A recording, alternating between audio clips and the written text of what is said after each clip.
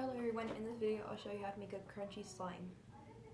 The items you'll need are glue, cleaner food coloring, a spoon, or baking soda and eye drops, and miniature foam balls. Step 1. Pour all of your glue into a bowl.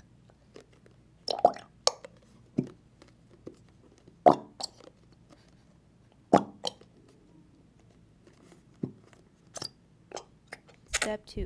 Pour in a teaspoon of paint or food coloring until you get the desired color you want. Step 4. Pour in the foam balls into the wet slime mixture. I recommend doing this instead of adding them after because the foam balls tend to fall out.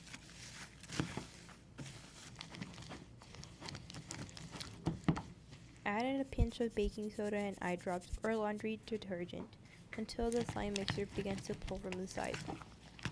Step 5. Go ahead and take the slime from the bowl and start playing with it so its clumps and stringiness can go away.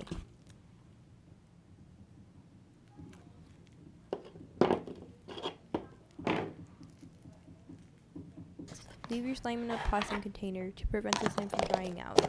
There you have it, a fun crunchy slime to play with. I hope you enjoyed this crunchy slime tutorial.